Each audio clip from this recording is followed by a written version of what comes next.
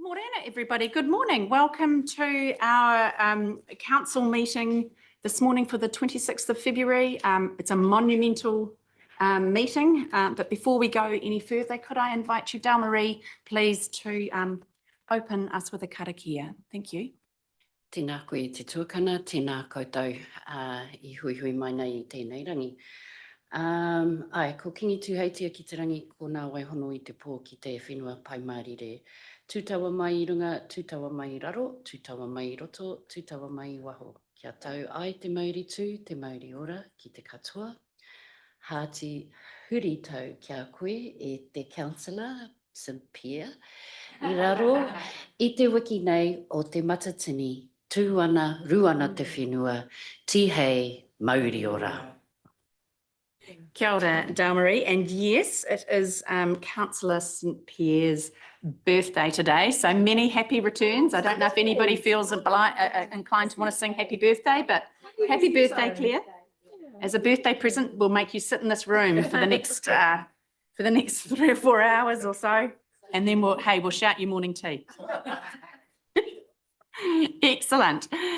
Look, so yes, as I noted before, it is not only a monumental meeting on account of it being Claire's birthday, but also we've got some, a pretty not insignificant decision to make today. But look, before we launch into our agenda, I just want a couple of opening comments. Look, we've had a really busy month all around across the board since we last met.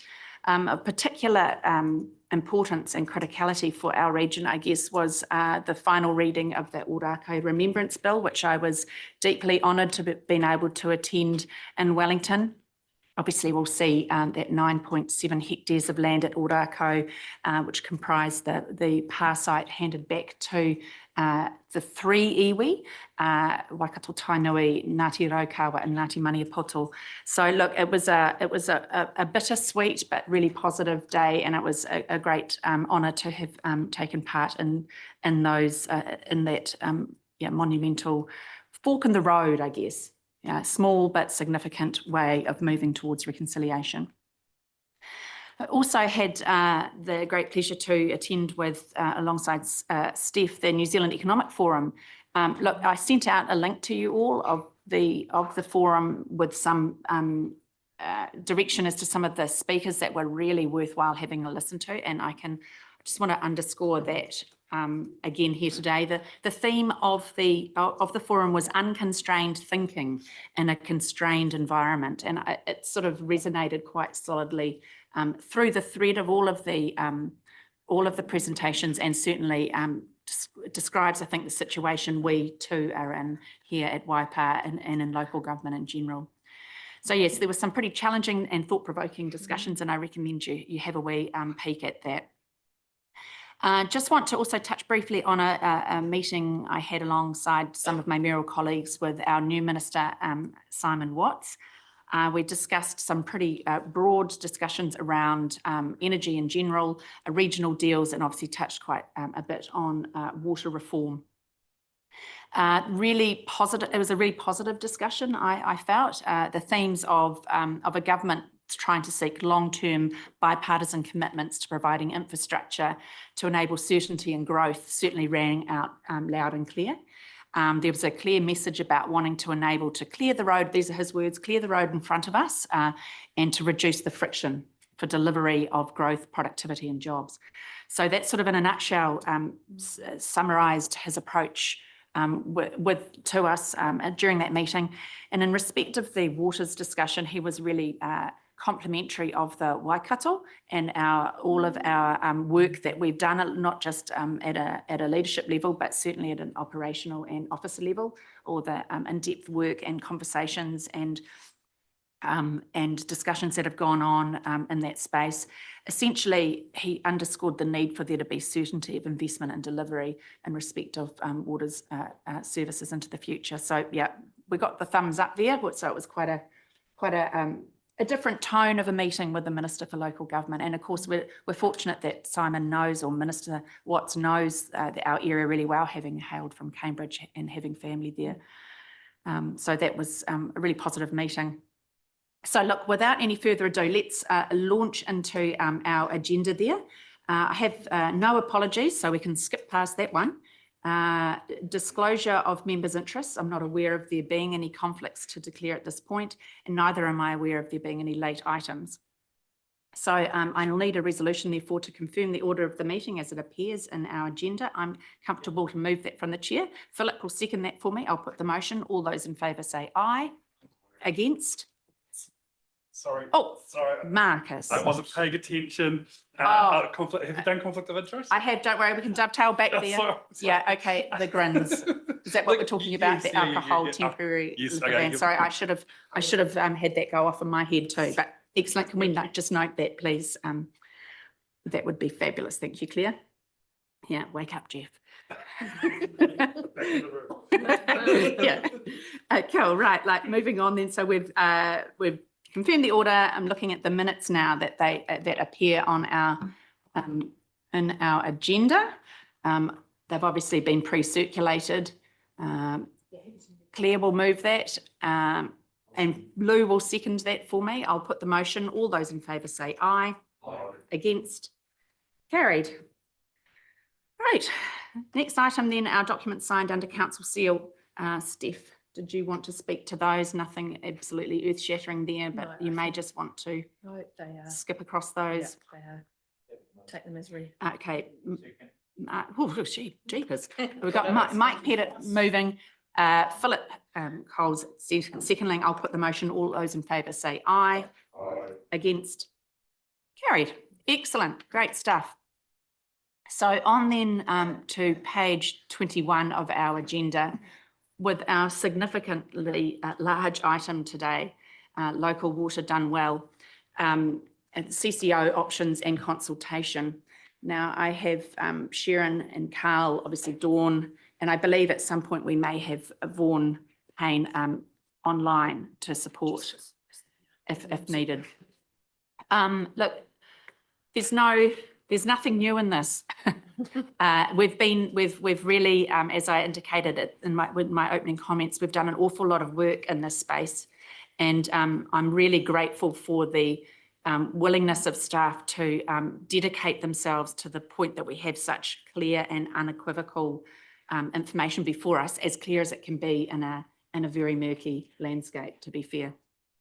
So look, as you all know, water reform issue isn't a new one. The issues of sustainability, affordability, resilience and questionable levels of investment over time have been a topic of discussion in local government for simply decades. This is not new, people. There have been various reform packages and iterations of those packages mooted by successive governments. So this is no surprise. The legislative framework, though, that we have now forces us to confront these issues and find solutions voluntarily. Obviously, as I'd mentioned in the past, this journey for us began back in about mid-2023 through the Mayoral Forum, which after some passage of time and discussions, we now have emerged two propositions around CCO models for us to consider. I really just wanted to, before I passed over to the team, to repeat again, this is a once in a lifetime change. There's no set precedent or rule book in respect of this, as the legislation is somewhat evolving, as is the landscape. There will be unknowns. There'll be some aspects or information that may seem somewhat incomplete or uncertain. This isn't a strict acquisition or due diligence as you would do in a normal commercial atmosphere.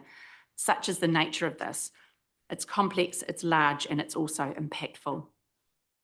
So look, without any further comment, I just want to make sure that we keep bearing in our minds at all time that we want to set up the best systems to accommodate our infrastructure into the future, not necessarily today, but into the future, and to think with that long-term lens. So with that said, I shall hand over to Dawn and to Carl. Lovely to see you both. Good morning. Morena koutou, and thank you, Mayor Susan, for those introductory words. Echoing that, absolutely, you know, the legislation framework that is happening around us and has been enacted over sort of the last sort of 18 months or so certainly indicates that the water services delivery business that we know at the moment is going to be very different into the future, and that, you know, the the work that we've done is clearly identified that for Waipa we need to look for that different model, and as Ms. Susan said, those two CCO options have been the ones that we've progressed with in terms of doing analysis as much as we can in terms of it. Both options are good options. Both options will respond well to the requirements. So therefore, we've kind of identified a number of distinguishing factors between those two CCO options. With respect to that, and working through sort of those factors, staff have included a recommendation in the report, and that is the Waikato Water Done Well model. And the 4 reasons that we've put into the paper around making that recommendation are that whilst the cost drivers that are coming into our much more highly regulated delivery of service are going to have an impact on consumer, that the financial modelling indicates that impact will be less within the Waikato Water Done Well CCO. The work that is proposed and already conversations well underway around catchment-based consenting, rather than just looking at point source discharges, is something that equally as staff we see some significant benefits of having a much broader approach to across a number of catchments. We've spoken previously about Waipa's rural and provincial. That is who we are, and working with other rural and provincial councils has real alignment in terms of building a culture of an organisation in terms of some of the aspirations that we need for our communities around service delivery. But one of the sort of, I guess, the influencing factors we see as well as and we've spoken about this previously in terms of that long-term goal of a single CCO across the Waikato, and that we believe that level of scale will bring real benefits to consumers alongside this sort of staged approach to deriving those benefits. And we see that Waipa's participation in Waikato Water Done Well is a really great foundation for enabling that future conversation to happen in the medium to longer term once all parties participating are in a position to do so. But as I say, that will bring further great benefits to the delivery of service for consumers. So today we are looking for your direction in terms of moving forward to consultation. The legislation requires us to move forward with both a preferred model and an outline of our status quo out to consultation with our community. And we are looking at doing that alongside our long-term plan to help our community really understand in terms of how this jigsaw puzzle of council delivering services and the evolution to a new service model will operate. So alongside the team here, who I'd like to acknowledge have done much of the work in terms of bringing this information to us, doing detailed analysis and what's been a relatively short time frame, but then equally the partners through CoLab, Waikato Water Done Well, and those staff and officers within Hamilton City Council, Waikato District, who have equally moved to support our request for information and understanding and working with us in terms of being able to answer those many questions to bring this information to you. Thank you. Thank you, Dawn. So any questions in particular that people wish to raise of staff in respect of this paper? It's pretty comprehensive. We've obviously workshopped it both in a public excluded environment and in an open environment. We've got the recommendation there and the preferred option set out and the rationale behind that on page 38. So open the floor for questions. Claire. Yes, thank you. And I just want to acknowledge all the hard work that's gone in, and I'm really comfortable with the amount of analysis and, the different options that we've explored and all that. Like as Ms. Susan's pointed out, it's been a pretty long journey, actually. Yeah. So thanks very much. There were just 3 main things that I wanted to sort of put before staff today. The first one is around affordability.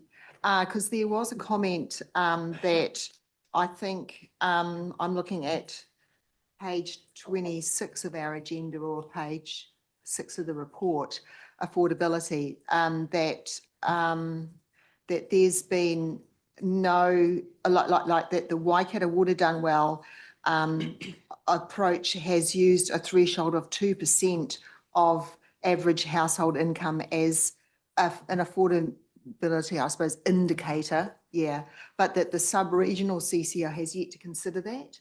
Now, I'm just aware that with the material that have been supporting our sort of considerations is that they have been using a 2.5% threshold. Yeah, and so so that it just highlighted like the wording there is that the sub-regional CCO has yet to consider an appropriate target for household affordability. Like affordability is a key consideration for me when we're working out which way we should go. I did feel that the Waikato Water Dome well at the moment looks like it's probably a more affordable option. And when we have an average household income that's being used to, I suppose, assess affordability, and we know that both Hamilton City and Waikato District Council both have higher average household incomes than Waipa, it might actually become quite important. Yeah, like I'm comfortable with the threshold we've been working on at 2%. So I just wanted to highlight that when we go out to consultation, I'd really appreciate it if it could be disclosed that the sub-regional one is using a 2.5% threshold. If I may respond to that, I acknowledge that I had shared that information with you previously. There was further conversation that the officers across those councils felt that it was an emerging conversation across the sector in terms of this. It's very recent in terms of starting to consider how we might measure affordability, and that they felt that they had not maybe worked through that to a point that they would be able to take a position. So I would suggest that that's probably not something that we could speak on their behalf. And equally, there has been this emerging 2 waters versus 3 waters, the 2% possibly for 2 waters, 2.5% for 3 waters, but that's really yet to be tested. So yeah, as say, it's that was very, very clear a message from those partners in that assessment. Okay, thanks. I'm just aware that we became aware of that threshold of 2% last year when the Waikato Water Done Well people were here, you know, so I'm a bit surprised they're saying it's a new concept, that's all, but all that the sub-regional people. Okay, anyway, I'm pleased that you've been able to give a bit more information about that. The second point was around rebates. Okay, so there wasn't any clarity in the material that water charges would qualify as a rates rebate component. I'm pretty sure it does, because that was something that I think that was provided for in the legislation. But I just think it's a pretty important thing for quite a number of our residents or water users, that I think they'd appreciate if that could be very clear in the consultation material. And lastly, there was some commentary around the complexity of boundary issues to do with growth infrastructure, particularly Northern Waipa, Southern Hamilton. And in our workshops, we actually had some examples of how that works really smoothly and successfully. I think Watercare was given as one example, and there might have been another one as well. And I just felt that would also be quite useful, to give a bit more information on, because it certainly alleviated some of my concerns, I guess. But overall, I'm pleased with what's in front of us. I'm personally comfortable with the staged approach rather than taking in terms of gaining scale and then maybe looking the future, if we understand how it all works, and then going to a even bigger entity. I certainly I feel the Big Bang approach is just a bit too risky for me, and so I'm very comfortable with the options that we're considering today with just the 7 councils. Cool. That's me. Thank you. Thank you, Claire, and thank you for those highlighting those bits that you think need clarity. I think you're right on those. Dawn, you didn't need to add anything to the issues raised there by Claire before I move on to Roger? Oh, thank you. Just I guess in terms of the consultation document that's currently being compiled, we're looking at bringing it through to the Local Water Done Well PGG And then we will bring it back as a workshop item with elected members so that you will see that document in development. Thanks, Dawn. Roger. Good, thank you. Through you, Madam Chair. Thanks, Dawn. We've all been giving this some thought over the last couple of weeks since we had our workshop. And I have to say that, you know, at the workshop, even though I was on Zoom, I did table a paper which expressed my opinion, just in case I didn't get a chance to speak it.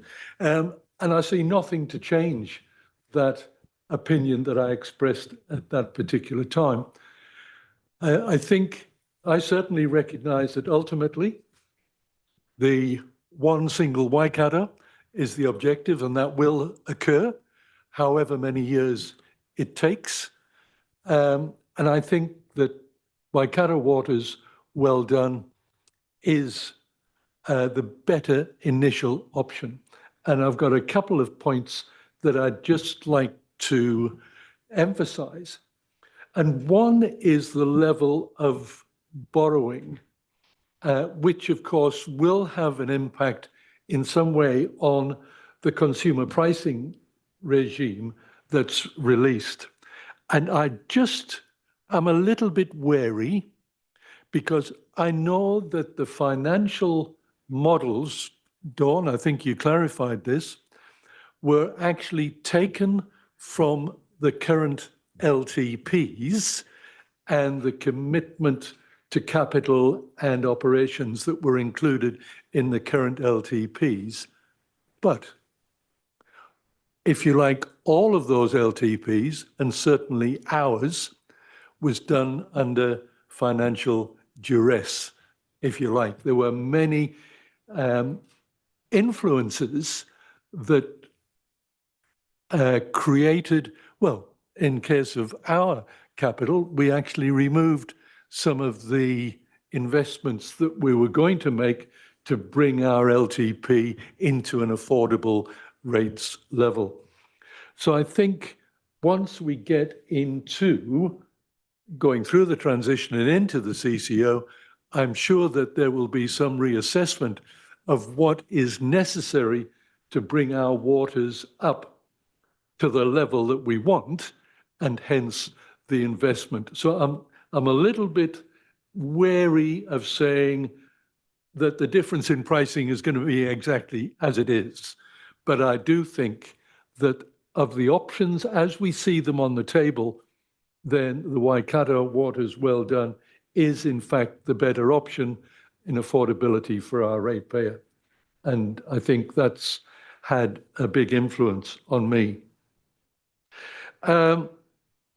I think as we've seen it, and certainly the discussion around a certain table in Hamilton the other day, was that the sub-regional model are going out now with a two-party contract, which would mean that if we were to make that choice to go with the sub-regional option, we would be negotiating with an existing CCO, because that CC would already have been formed with the two parties under their consultation document.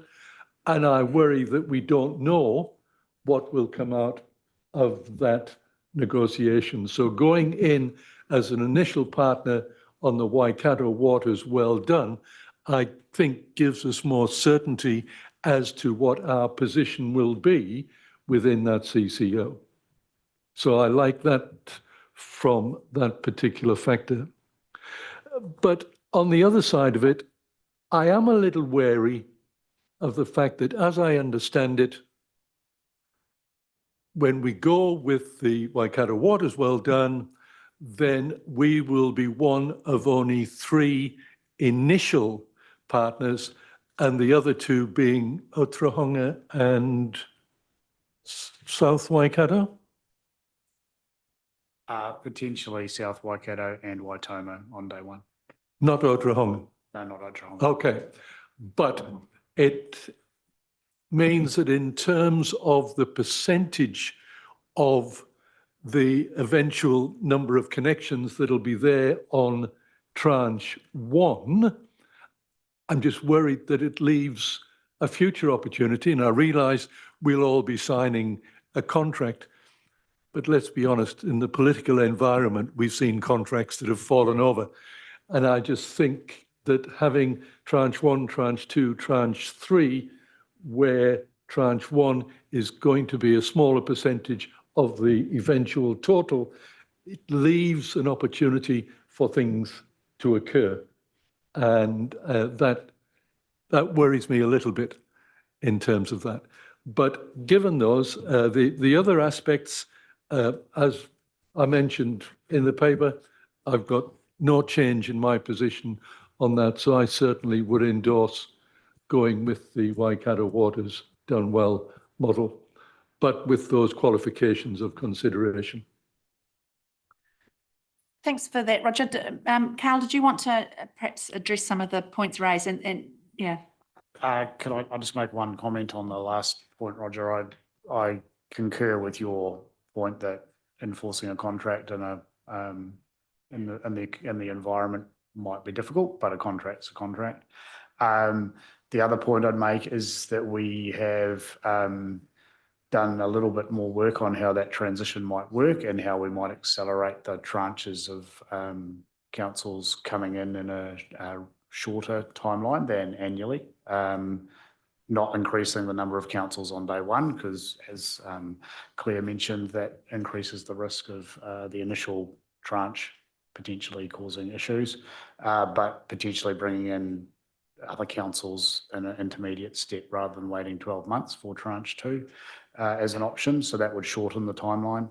And then the second point I'd just make around that is that all of those councils will have had to have their water services delivery plan approved by the minister or by DIA, and that effectively creates a legislative requirement for them to implement that water services delivery plan. So it's not just a matter of reneging on a contractual arrangement with the parties. They would also have to renegotiate their water services delivery plan that has already been approved by the minister. May I ask a supplementary to that? Certainly, Roger. Yeah, thank you for that. And that gives me a little comfort that in fact it could occur. Do you think that the fact that after this meeting, the fact that we will have confirmed our involvement with the Waikato Waters Done Well, that would have an influence on those other parties to say, well, now we know that Waipa is part of this, then it might have that influence on bringing them forward quicker?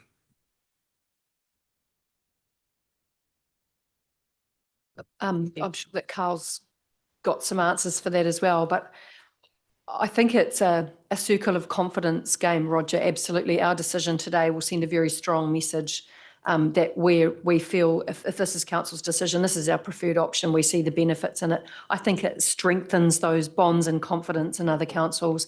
But as we've talked about before, not only have individual councils got their individual localised issues, and that's why the minister reaffirmed yesterday it's called Local Waters Done Well, because people are dealing with their individual profiles of their districts as we come together. I would think that there's also some so I think it will give confidence. I think we're also juggling some quite complex matters. So it is wanting to make sure that everybody's signed the legal agreements that have committed to the organisation, that are coming in at a time that works for them and their balance sheet and their community issues, as well as for the organisation. Because also remember, it's a juggle of a few things for the chief executive and board of the CCO. The number of connections, the certainty of councils coming in and what that means for their balance sheet, but also debt headroom over time, and various councils are coming in with a different profile. So that CCO is juggling its organisational profile as we form it and in those formative 3 to 5 years. So it's not a matter of, I guess, considering one simple thing is what I'm saying. There's a number of pieces to that puzzle as the organisation is formed. But in summary, I would say it will definitely send a signal of confidence if our council signals it's our preferred option, and then signals that in a way that we can make it work, or the board and the chief executive of the CCO can make it work, getting councils on board and positively and constructively moving towards the CCO formation will be really important. Carl, do you want to add anything to that? Have you? I think you pretty much covered what I was going to say, Steph. 100% agree.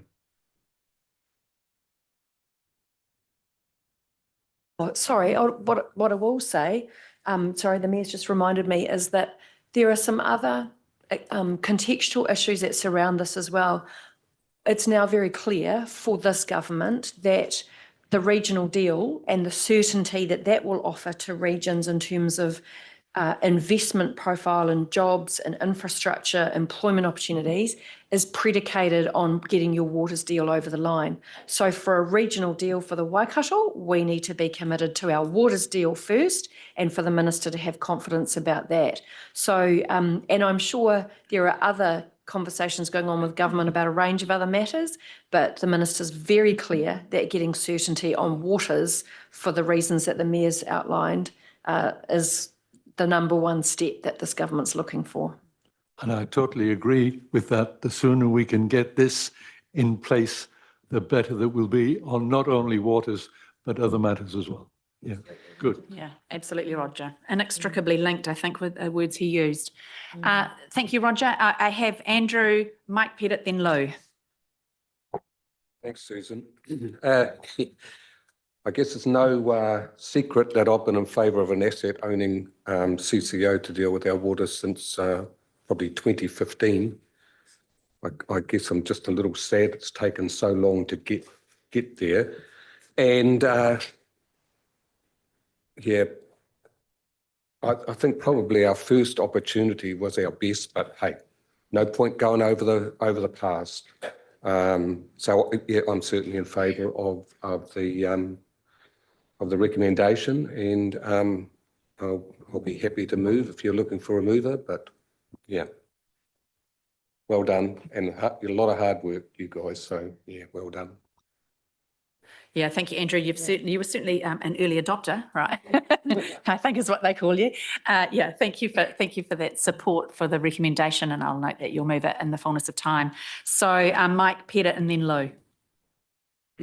Thank you through the chair.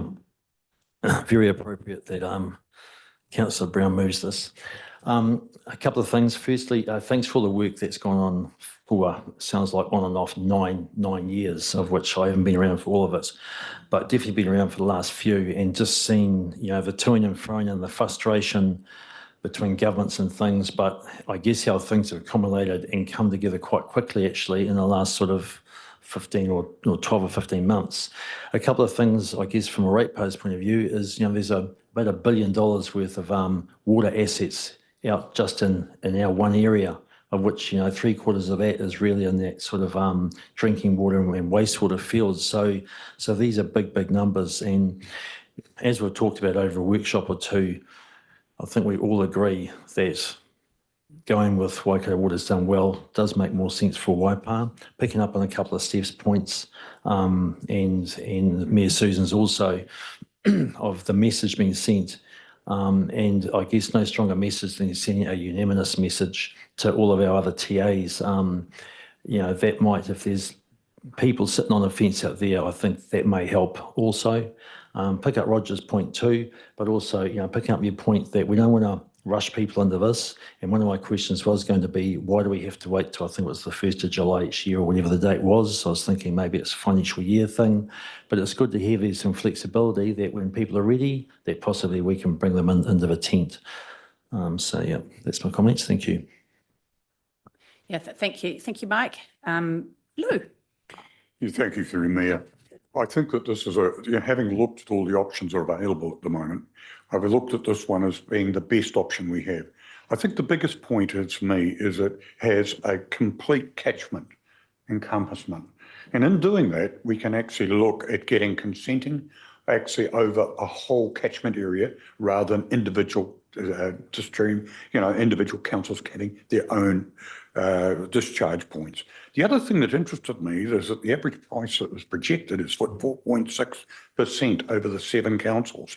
And that actually tends up to be lower than what we're projecting in our own LTP, which to me is an advantage. It's projecting that. Whether it's accurate or not, we have to look to see, but it is a very important thing. And the other thing that's really important to me is that we align with all the multiple treaty settlements that we have in our local community. If we go with the regional council, we wouldn't have given effect to some of the treaties that we have locally with the local iwi. And we do actually work with them. So I think that's another critical point. So I'm very much important, very much a focus on this.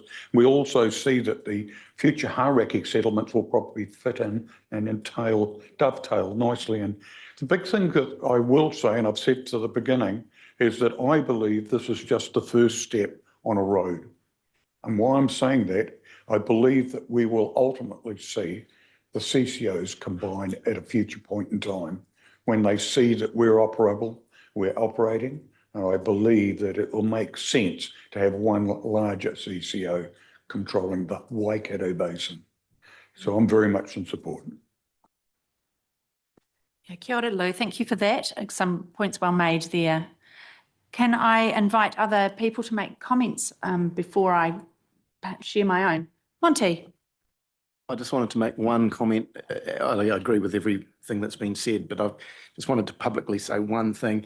I was reading in the paper that we were going to be rubber stamping this decision today, and that offended me. I don't think I ever rubber stamp anything.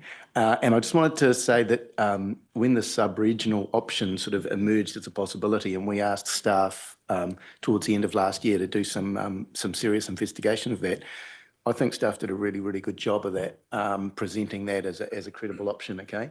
And when I have read the various iterations of the reports, I was actually struggling to see which way the staff wanted to go on this. And I think it was me asking for, hey, I want a staff recommendation before the end of this. So I was really pleased to see that staff recommendation did align with the conclusion that I and we had come to. So look, that's essentially my point, that I think the staff did a good job on presenting that option. And I think it certainly it enriched the decision-making process for me. And I do not at all feel that this is a rubber stamping exercise. So thank you. Yeah, thanks, Monty. Point exceptionally well made. Yeah, there's an art form to producing a piece of really thorough public policy advice and still not being able to see where there might be a bias isn't the right word, but a sympathy for an option. So I think staff did a great job in producing a paper that did just that. So enabled us to not only have the facts, but draw our own conclusions. And yeah, a bit of a moons aligning in terms of it aligning with our own thinking in regards to the recommendation. So can I invite other people to share with us their thinking? Philip. Yeah, thank you. Good morning, everyone. Good morning. And I sort of asked this question a little bit before, but there's quite a difference between rate increases with the two options. And it's my understanding that all councils throughout the country will be, when they join up with particular groups and things, will all be audited. Is that right? And to give us confidence that we have gone down the right track, will we be able to see any of those findings from other councils? I mean, we'll be audited as well, and so we'll be able to see those findings. And if we, yeah. That's it.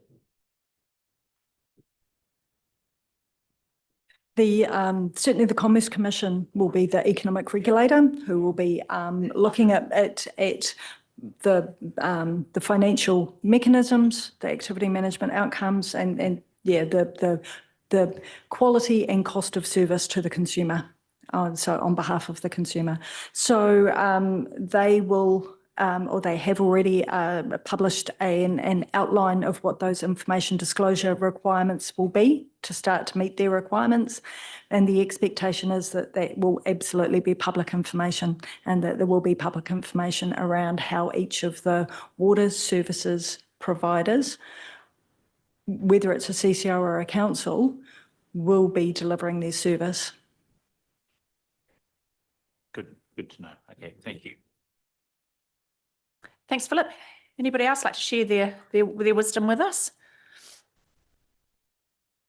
Marcus, I think we know where you're going to go on this one, but where you yeah, go? I mean, just backing up what Mike said, the other Mike, Mike Montgomery.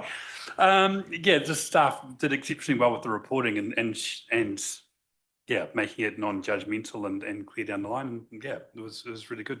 And it's been awesome to actually finally get to a conclusion after being on this for like how many years the first time around, and like to get Claire happy and like picking a side. I mean, you deserve a pay rise for that. But so yeah, congratulations. I think the word she uses, she was comfortable with the analysis. Oh, sorry.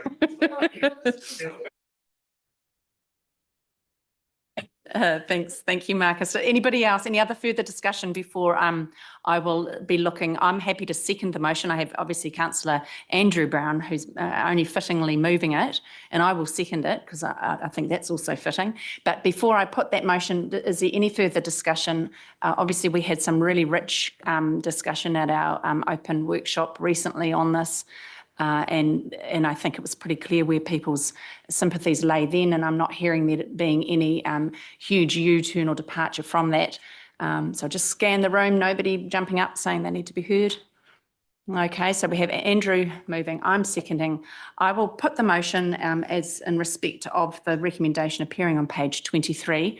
All those in favour say aye. Aye. Against? Carried.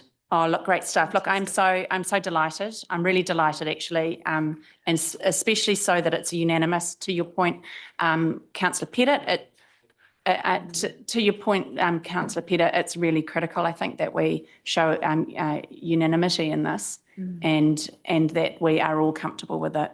Really good message. Thank you, Mike. Just a point of order, it might be a clear thing, because Philip actually was out of the room. How's that going to work? Yeah, I think it might just be tidier. I just want someone to come back and go, actually. I just that you normally, so I probably shouldn't have brought it up, but you normally, when we leave, you often put it in there. So, yeah, can we just repeat? I think. Yeah. Yeah. Okay, so Andrew, can I assume that you will happy to move it? I will second it. I shall put that motion again. All those in favour say aye. Aye. Against? Carried. Fantastic. Wonderful. Sorry, Adam, can you just give me 2 minutes?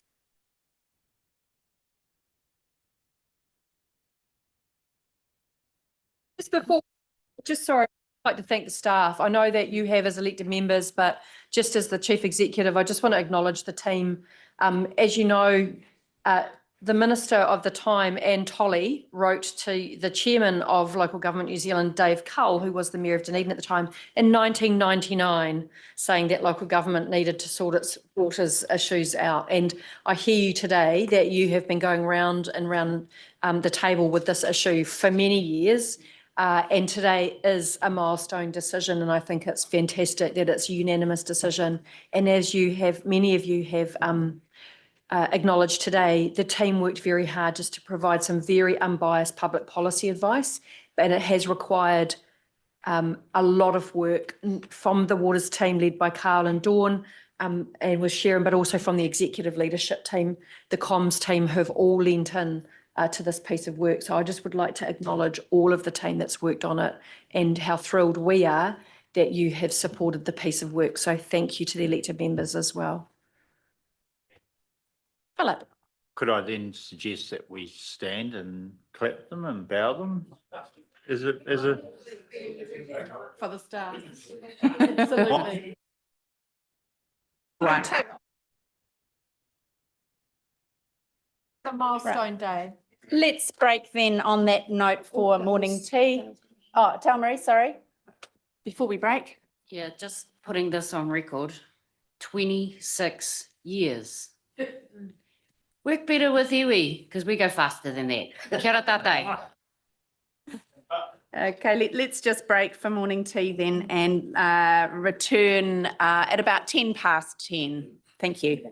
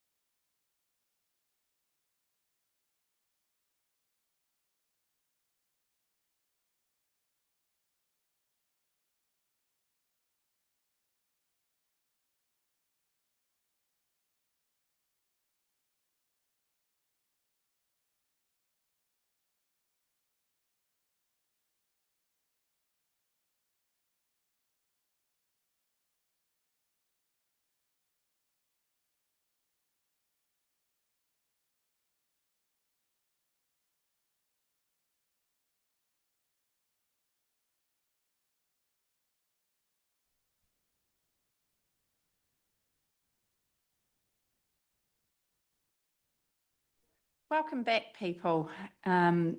Just opening my agenda again. It seems to have gone to sleep.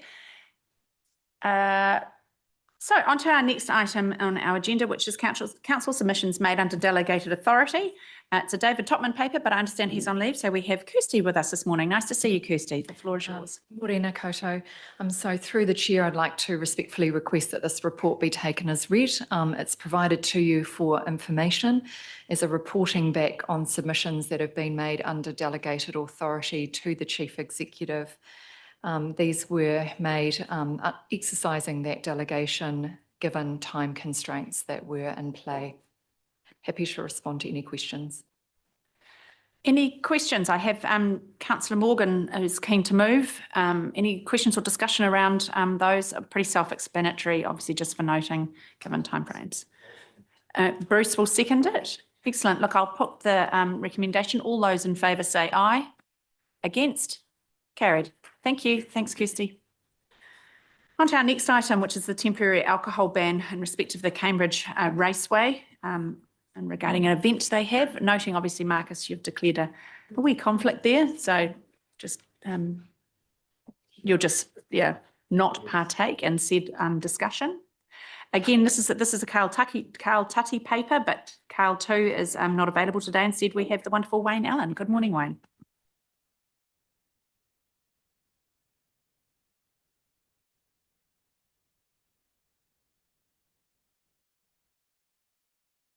Right. All right. Tēnā koutou koutou. Good morning, Mayor and councillors. This is a paper for temporary alcohol ban, Cambridge Raceway for the Grins Night of Champions event. As the Mayor has indicated, Carl's away on leave, so I'll present this report to you this morning.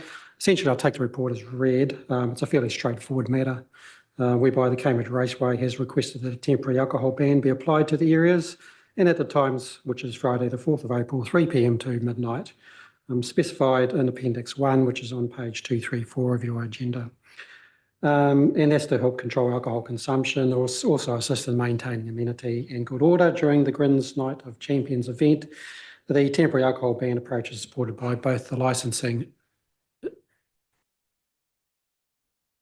Hold on. Can we just let Wayne finish the sentence and then I'll come to you, Roger? Licensing inspector and the police are supported by both. A similar ban was in place for 2024 event. Public notification of the ban and appropriate signage will be provided to help encourage compliance with the ban. A special licence for the event is before the District Licensing Committee this week. And the recommendation is on section 3 of the report, which is page 230, for you to consider approving this temporary alcohol ban for the area identified. Great. Great summary, Wayne. Roger. Yes, thank you, Madam Chair, through you. Yeah, thanks. I'm really pleased to see our guys working closely with the club here on this, because this is a major event for the club and it's a big event for Cambridge. My only little question is, I see the area of the liquor ban, but at the top of Vogel Street, there's a large car park, which they always use. And I just wondered why that car park wasn't included in the liquor ban as well. But maybe you can't answer that. So maybe I should ring Dave and ask him personally. But I just wondered why. If have you got any idea? No, I don't. I guess this is what's been promoted by the applicant and supported by the police and the inspector. The further extent of that liquor ban area, I don't know why that would be the case if they wanted to do that. Okay. Thank you, Wayne. Roger, any other questions here or commentary? Philip.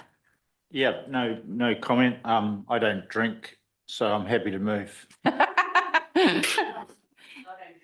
And okay, so we will have Philip moving this. Dale Marie will second it, our non-drinkers around the table. And I will, before I put the motion, just check there is no further discussion. I'm a bit like Roger, delighted to see that staff are working together with the applicant on this one and that there's a uniform agreement around the fact that this should happen. So I'd like to highlight the point that not everybody around the table. I'd like to make the point that not everybody around the table doesn't drink. Thank you, Roger. Maybe next term. But are we going to drive you to drink, are we, Philip? Okay, look, I have a seconder. Sorry, I have a mover, a seconder, a few laughs, and I'll put the motion. All those in favour say aye. Against? Carried. Thanks. Thanks, Wayne. Right, our next item relates to the Audit and Risk Committee meeting minutes, which appears on, and I've lost my page numbering, 235. This was to be a Jenny Wilson paper, but I believe we have George. Oh, there you are. Beat me to it. G'day, George. Nice to see you. Thank you. Yeah, just speaking on behalf of Jenny today. So I'll just highlight some items or some aspects, I guess, from the committee meeting that occurred in December.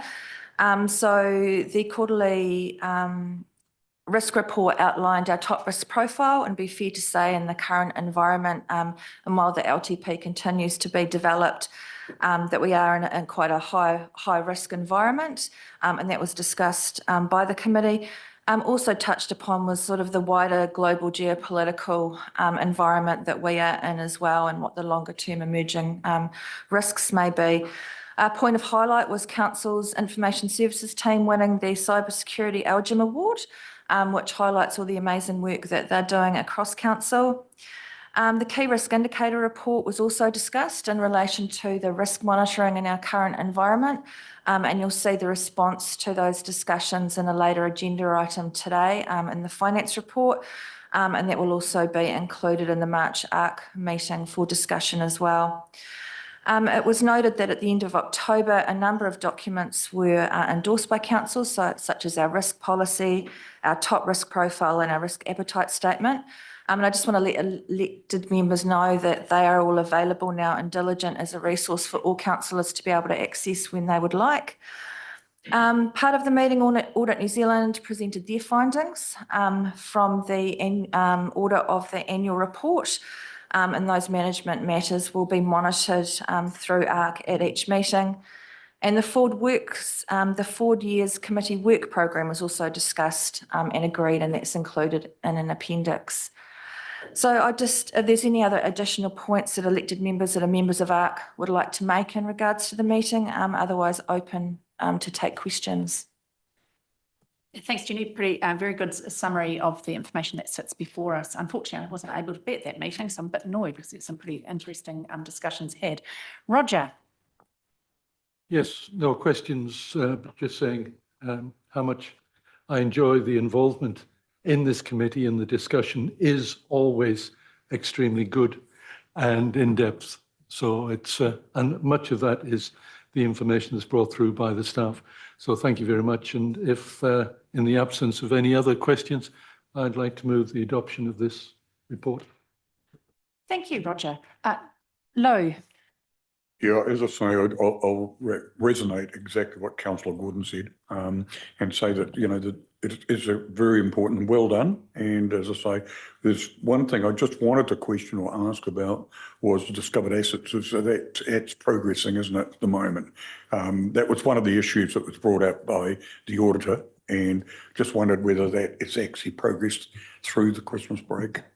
Yep, so that audit has just been completed, and the findings and recommendations will be presented on the 10th of March through to the committee. Thank you very much. And in that case, I will second the motion. Thank you. Thanks, Lou. So I've got a mover and a seconder, but any further conversation or discussion questions? Claire. Yeah, thanks. I've got two areas I'd like to have a discussion on. The first is the vacancies, staff vacancies. And the second one was the audit report on the unit rates database, I guess. So for the staffing vacancies, that I'm looking on page 252, and there on the right, on the left-hand top corner. Yeah, so there's quite, if you look at the vacancies over time, yeah, there's been a substantial step up with vacancies compared to last year's, I guess. Is it last year? Yeah. Now, I understand that's a deliberate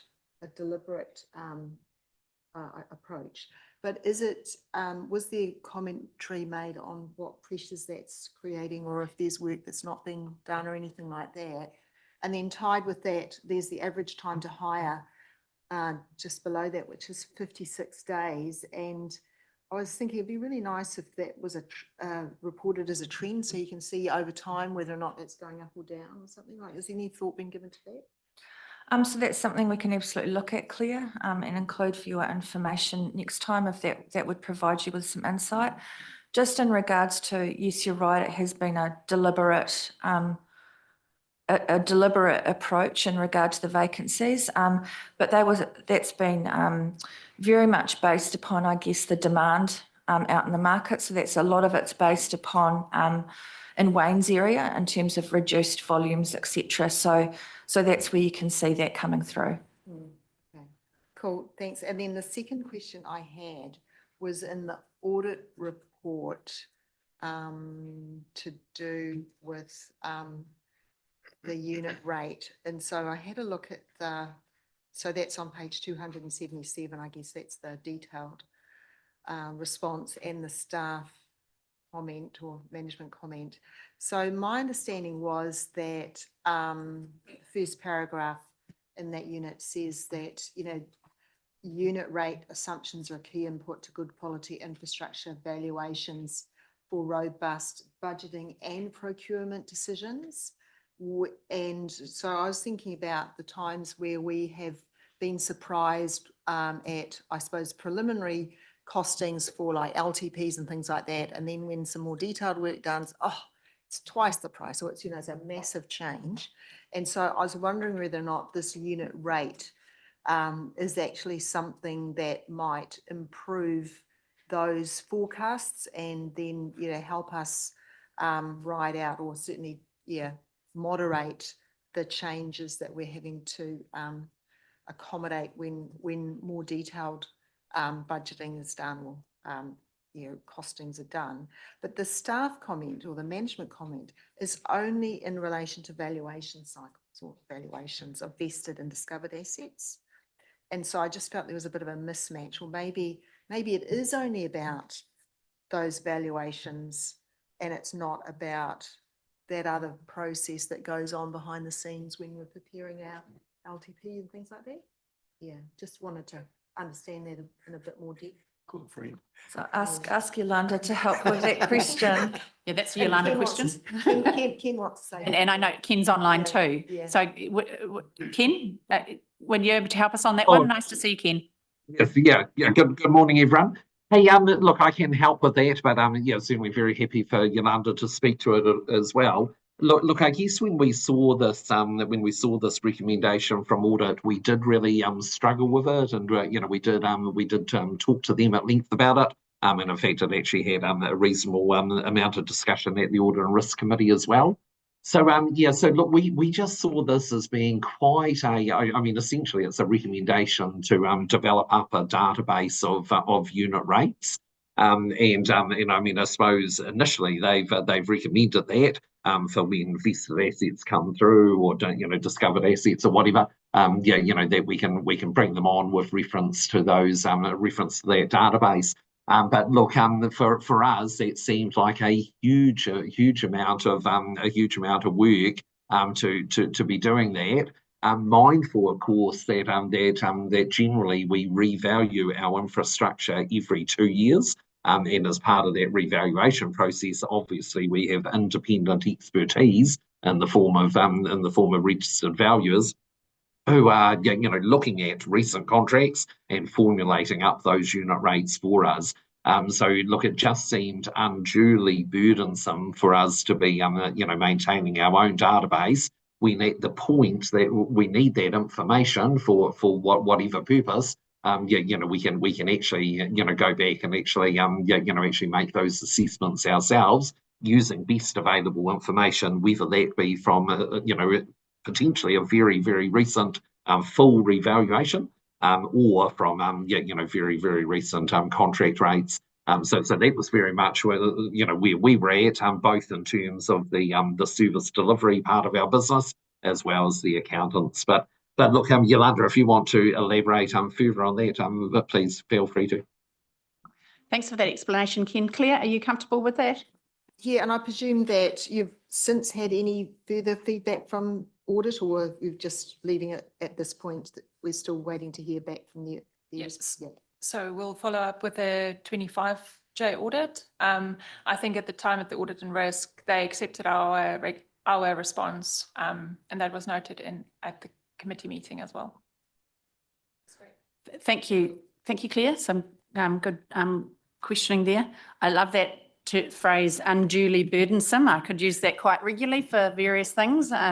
I'm sure you're all quite familiar with where we could use that. But anyway, any other questions or comments in respect of this paper George has presented to us today? Bruce. Just on our cybersecurity risk update, and some of you may have read it, I've only just read it now, that SSS, our security vendor, and I would jump down one column, commented in the quarterly report that our IS team consistently demonstrates outstanding leadership to other councils within the Waikato region.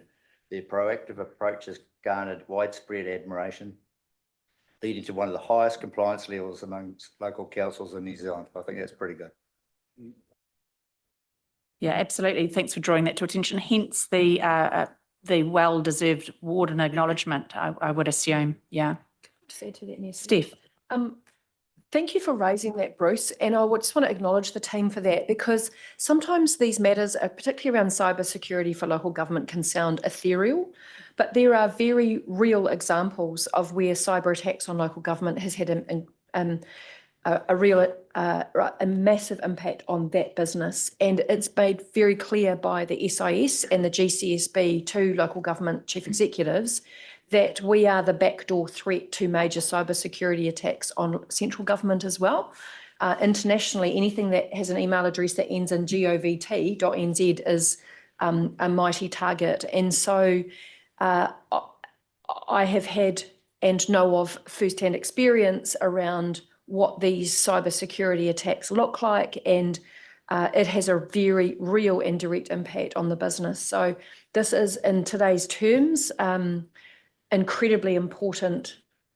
And Bruce, thank you for acknowledging that and pulling that out of the report, because it's easy to skip over it, but a very, very critical part of our business. So yeah, I want to thank Ken, Richard and the IT team, and for Georgie's team and their work to report this so well. Great. Yeah. Well-deserved praise, it seems. Yeah. So look, we have that a recommendation appearing just to receive Jenny's report as delivered by George on page 235 of our agenda. I'm comfortable with moving that from the chair, and Marcus will second it. There being no further discussion, I'll put the motion. All those in favour say aye. Against? Carried. Great stuff. Thanks, George. Moving on to our next item, appearing at tab 12 of our agenda. It's a finance report for the period ending 31 January 2025. Now, you'll be aware these don't normally appear in council papers. They usually appear in finance and corporate, but equally so, as we didn't have a finance and corporate meeting this month, it appears here for our attention. So look, I shall pass over to Yolanda and Nada. Nice to see you both. Welcome. The floor is yours. Thank you, Chair. If I can just hand over to Ken for some open remarks, and then we'll take the report. So thank you, Yolanda. So look, I'll be very brief in my opening remarks, and then we'll hand over for questions essentially. So look, this is quite a new look finance report. So I'm hoping that when you read your agenda papers, you took in that new look, and that was observable to you. So I guess where that's come from is just a bit of work over the last month or so in terms of responding to feedback from Finance and Corporate Committee and from Audit and Risk Committee in the latter part of last year. So what we've done is we've removed quite a few of the words. So some of the more detailed commentaries, actually, admittedly, some of that commentary duplicated. That has been removed, and a much sharper focus on some of our key metrics. Essentially that's what this change is about. So look, very happy to hear feedback from you. I'm very happy to look to adapt that report further over time. But that is essentially the staff response to the feedback we received prior to Christmas. Yeah, thanks, Ken. Claire, I know you'll have some comments and questions. Yes, thanks. Yeah, and I'm pretty happy with the changes generally that have been made. I think the format's a lot more streamlined, and I like the boxes with the headline metrics there. But yeah, the question that I raised through the chair and to Ken directly before the meeting was, in that first page, the variance that is reported there is actually the variance between the budget and the full year forecast, which is not so much what I'm interested in as a governor. I'm much more interested in actual compared to budget. Yeah. So Ken's responded about why the variance is reported as it is. He said it gives you the full year picture really, and what you're concerned about is making sure seasonal variations don't detract from the way you interpret the figures, I guess. Yeah, so I'm not sure if that's I suppose something that I agree with entirely. Yeah, I can appreciate that there is definitely seasonality in both the expenditure and the revenue that council has to manage and all that. I mean, what we've got to do is make sure that we're getting as early a notice as possible that something might be going off track, I guess. So I'd rather see the variance that's reported directly relates to the actual versus budget, but then commentary about why it's nothing to worry about because it's a seasonal variation, compared to saying, well, we'll just keep the variance as between budget and forecast, because that's just saying how when we first started the year, because that's what I think that's what the budget was compared to because we reforecast regularly. Yeah. And so it's the reforecast that would be given more weight. Yeah, so that's all. I mean, I appreciate that it's probably something that's going to evolve over time, but I just, I feel it's really important for us to really have our fingers on the pulse. So what's happening right now, we're getting the earliest reporting that's possible, which is about the actuals, I guess. So I feel the focus should be on the actuals. Yeah, great comments, Claire. Steph, I think you wanted to answer that, and then Andrew. Yeah, well, actually, I have a question for Claire. Would it be helpful to have both, Claire? Because I can absolutely see what you mean by, from a governance perspective, you're wanting to have your eyes over the business and watch for the trends and themes over the year, and that early heads up is really important for you. I'm also thinking about the public and for them too, who don't have, time or energy or if the laser focus, right? Absolutely, understandably.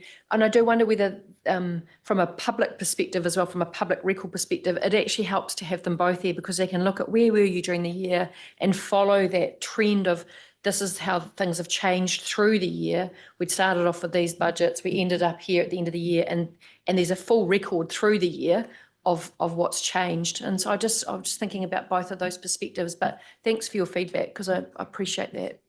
Just to reply to that, yeah, like I'd be quite happy with both. Yeah, as long as it's clearly labelled which one relates to it. But actually, when you're thinking about the public, that is one of the really excellent ways that council can demonstrate good financial stewardship by the fact that we're getting these regular reports and we understand why the variations are happening. Yes. And so I feel that if you want to build trust and confidence, by having that commentary in these reports, is a really good way to do that. Yeah. Couldn't agree better. More clear. Yes, Ken, and before I go to Andrew and then Marcus. Yeah. So look, thank you for the question, Councillor Clare. So look, and as I said to you yesterday, look, we do in the more detailed statements, we certainly show the percentage that the actuals are, the percentage they are to forecast. And of course, right at the front of the report, we indicate how far through the year we are. So look, in this case, 58% through the year. If you look at all those detailed financial statements at the back of the report, you can certainly see what the relevant percentage is, and you can see how that is in relation to the 58%. So look, I think that info is there at a detailed level. You'll be able to glance down there and you'll be able to see where things where actuals are departing from kind of where you'd expect them to be in the budget to date. Yeah, look, we could though, picking up on the commentary. So at the front of the report and the new front end of the report, we just sort of do have these 4 bars in terms of total operating expenditure, total revenue, accounting surplus deficit, and then capital expenditure. Look, we could provide you with both elements of variance there. I think it is still very, very important that we keep our eyes on the full year. So therefore, what our original budget was, and then how we have forecast changes to land a new full year forecast. That's what we're showing at the moment. I think it is important to retain that, but we could also, I guess, add a second variance number in regard to how the actuals are tracking compared to budget to date. But that would be very much just budget to date on a prorated basis. Because as I explained to you, we do not, in terms of our budgeting process, we don't bring in those seasonal variations. We do prepare our budgets on the basis of of things, how they'll fall over the complete year, and that would obviously be a really significant change to our budgeting process if we did introduce a seasonality element. We very much rely on our 4 monthly and our 8 monthly forecast. To be estimating where we're going to land at year end. But we can certainly the team can certainly look to build in that second element at the very high level. But probably reluctant to be suddenly introducing a whole lot more numbers and a whole lot more words. We want to retain the streamlined focus. Yeah, thanks for that commentary, Ken. I like the fact that we're willing to try and present this in a way that is more meaningful, impactful, and focused, and to take on those observations by elected members is important. So thank you for that. Claire, do you want to finish up before I move on? Thanks. I appreciate that, Ken. I've got another question that's a little bit different, but I just want to say I do like those variances reported at the front end of the report, because that then triggers my interest as to where I should be looking in the detail. So that's why I like it up front. The other question I really wanted to explore was around the financial deficit and just what that means, because you've got there, so that's on the second page, the accounting surplus and deficit, and this is something new, that we haven't had before. And so we are getting an early heads up that there might be I suppose, a cash deficit.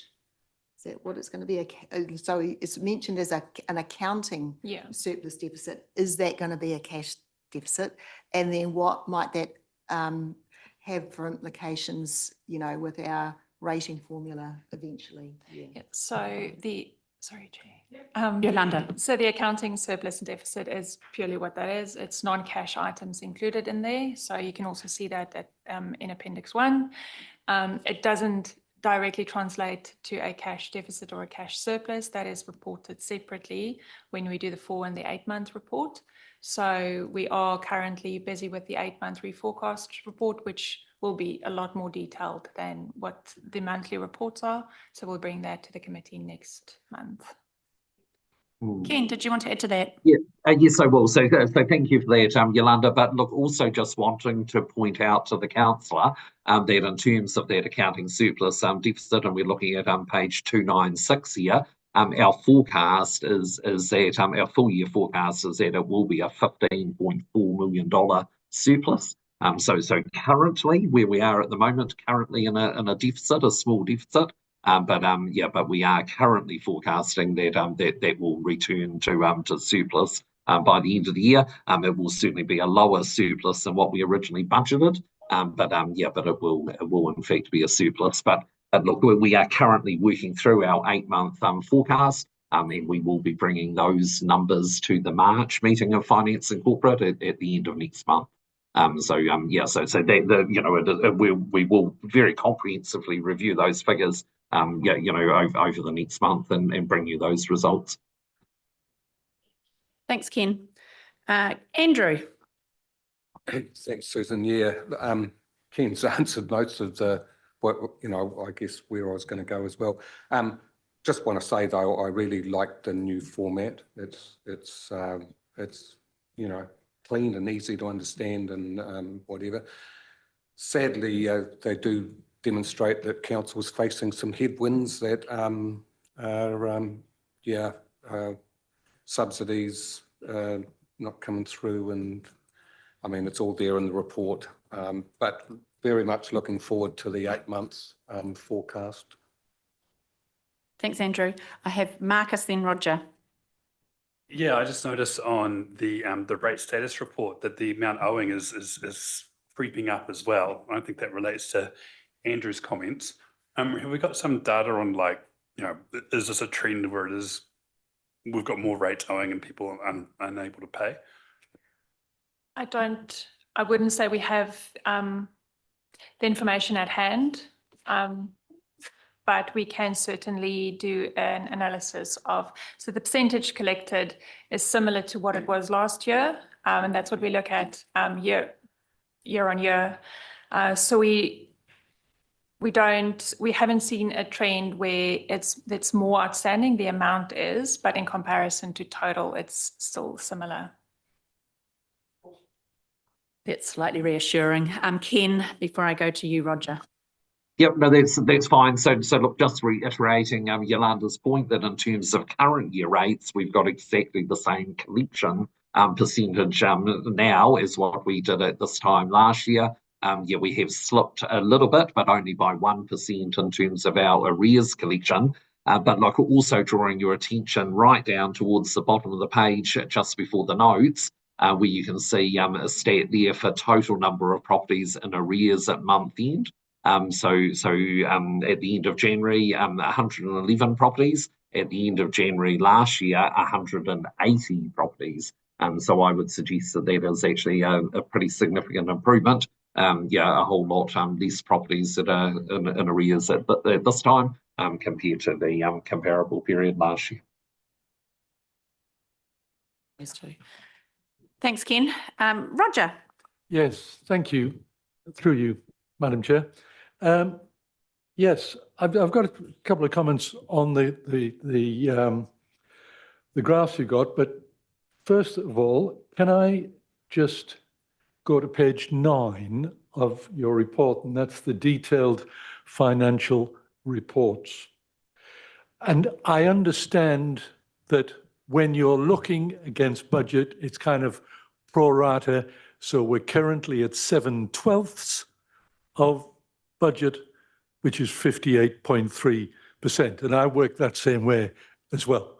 So I'm looking for variations that are either side of that 58.3, not 1 or 2, but, where there's that variation. And I'm just looking at those detailed financials, and I see that our income is actually 56%, which to me is 2.3% under the pro rata budget, and yet our expenditure is 63%, which is 5% above. So our revenue's down, our expenditure's up, and we're seeing a variation between that of around about 8 to 9%, which is concerning against budget.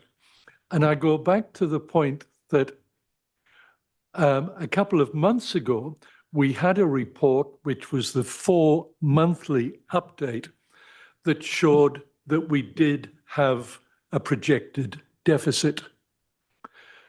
Now, that report was a flag to me then to say, things are not as good as they should be. And yet, rather than perhaps have some form of monitor that increases in its frequency to say, hey, we've got a challenge here, therefore we must start to look at it a little bit more frequently. We're still now waiting for the 8-month reassessment to see where we are. Now, coming from a business background, that to me is not a good regime for monitoring your financial performance. And I'm just wondering whether there's any other way that we as councillors can get some better information that confirms, hey, we're getting this under control, or, you know, do we have to wait for another couple of months? And then we find, given this variation that we're seeing, that in fact that deficit has increased.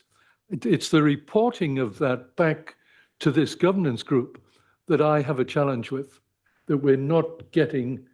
When you've got a flag, you should be waving it and say, we need to get more frequent information or a better monitor. Ken, did you want to answer Roger's Yeah. question? Look, yeah, so thank you, councillor. Look, yeah, point taken.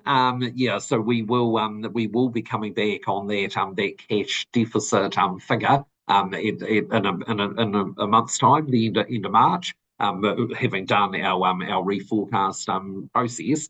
But look, it's not that we've just sort of waited to see how the figure lands. So look, we have had yeah, pretty frank discussions with budget managers across the organisation in terms of the importance of that forecast, in terms of the the importance of trying to reduce expenditure, or certainly certainly keep expenditure well under control. I mean that's a natural thing anyway. We don't we're very conscious that we are spending ratepayers' money, and of course we're not looking to spend that unnecessarily. But look, we have indicated to them that that during this forecast process, yeah, we do want to see expenditure contained. Any indications of where revenue should be forecast higher.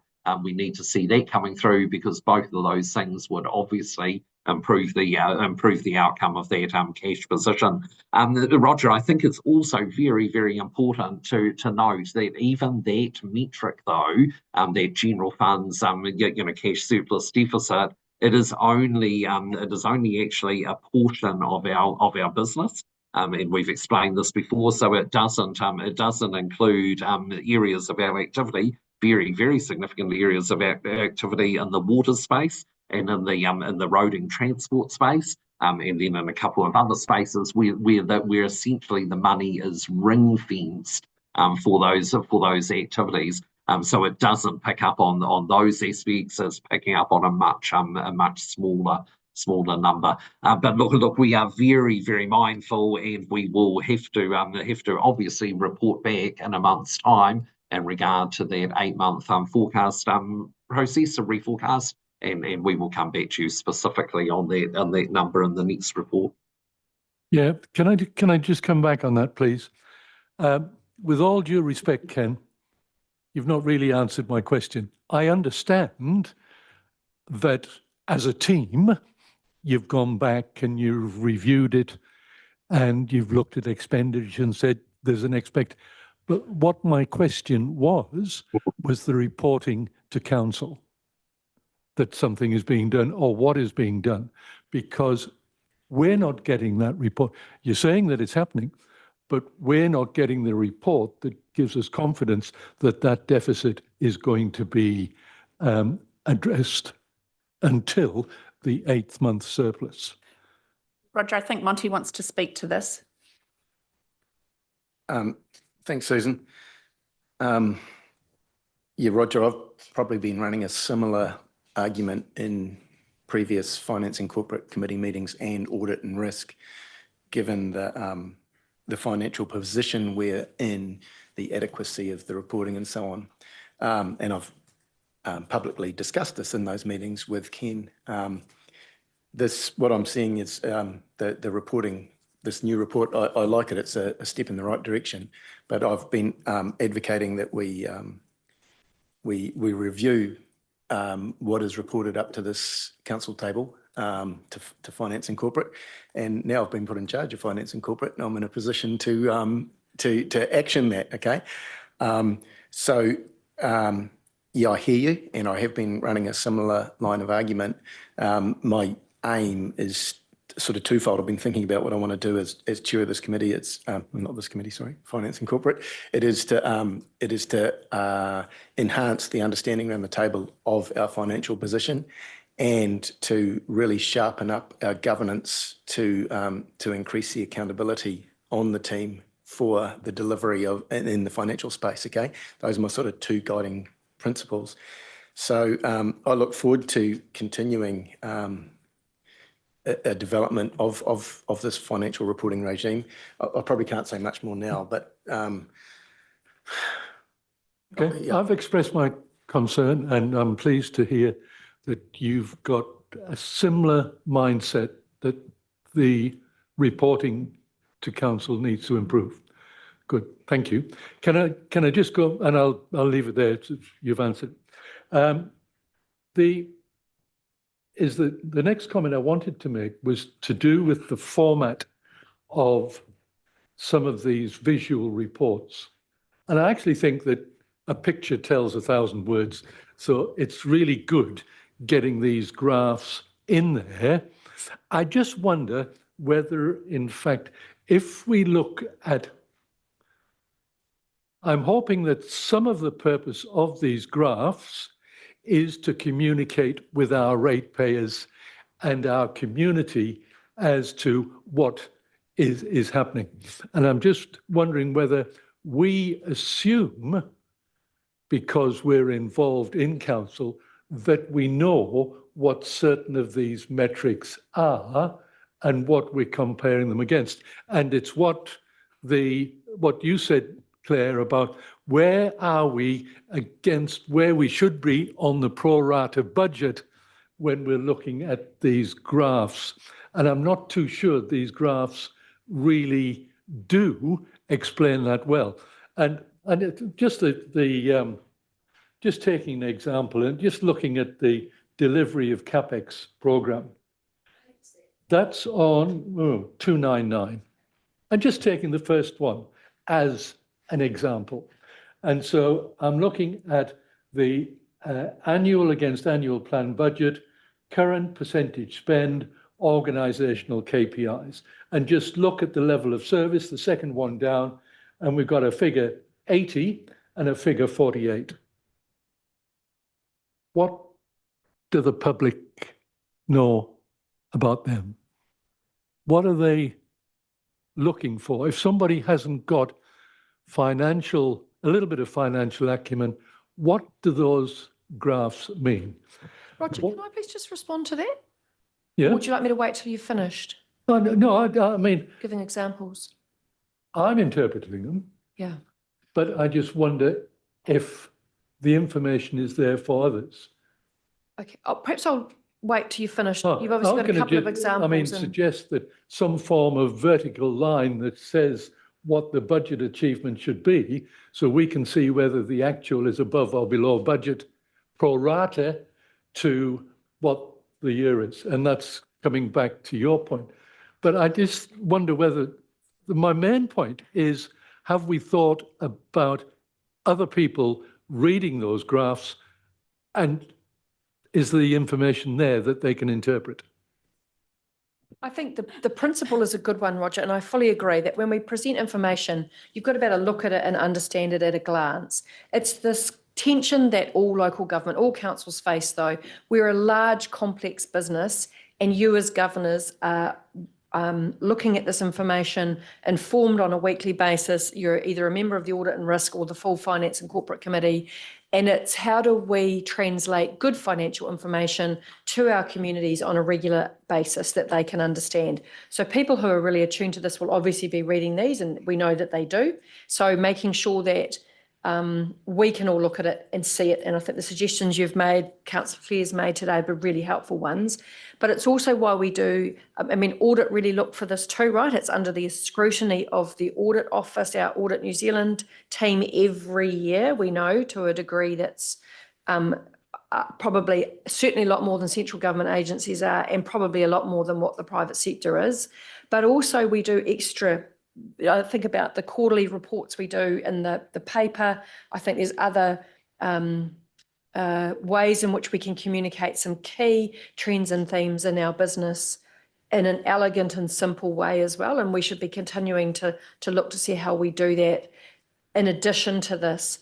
What I don't want to do, and I'll be honest about this, is tie our organisation up in knots with more and more reporting, because actually we've got to get on with the business of delivering, and we've got a big team of people, as you know, in behind this, and we are preparing still monthly finance and corporate meetings, reports. We report quarterly to the Audit and Risk Committee. Obviously, the team are working intensely at the moment with the audit. We've just signed off last year's audit report. So what I guess I'm looking for is a balance from you, and I've heard this conversation from you as elected members in the 6 months I've been here in both finance and corporate and audit and risk, about this balance between regular enough reporting of the right things versus the administrative burden to the organisation of over-reporting, when actually some of the trends and themes in local government, because of our scale and complexity, take a while to come through. So it's just finding that sweet spot, and I don't know if anybody feels that they've absolutely cracked that at any point in time. And so it's a helpful conversation. I guess I'm just saying that overtly, Roger, because I'm conscious these conversations are held in every chamber. And I certainly don't want to see over-reporting. I'm not of that mind at all. You know, the simplest the forms can be, the better. My other point I'd just like to make is, and I said it at the audit and risk agenda run through, this is the first time we've seen this. And I questioned whether or not there should have been a workshop to get the feedback from elected members before this was put into a public agenda. Because I don't think that's appropriate. I think we should have had the opportunity to express these thoughts before it came into the public agenda. Thanks, So, Roger. Yeah, thanks for the feedback. Andrew, then Lou. Yeah, thanks, Susan. Look, you know, I'm totally in favour of good reporting. You manage what you measure. There's no two ways about it. But look, having said that, page 303, which is the detailed financial reports, the variances are all there, and the reasons for them are detailed below. There's no secrets going on here. And, you know, if we're able to better manage those variances, great. But I'm looking at this stuff and there's not a heck of a lot we can do about the bulk of it. You know, the big ones, depreciation and amortization, well, they are what they are. Revaluations of our assets determine that. Yeah, you know, it is all there.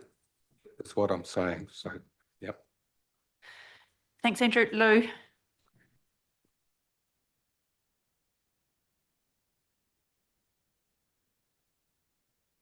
Put my button on. Totally concur with what Andrew said across the way. The one thing that Ken made a point, and I think it's a valid point, is that we do our budgets, we don't actually adjust for them seasonality. All right, we have just come through Christmas. We've had a period of time with cessation of things like resource consents. We've had cessation of probably to direct, you know, kind of contributions or DCs. We've had a lot of these things that alter over these holiday periods.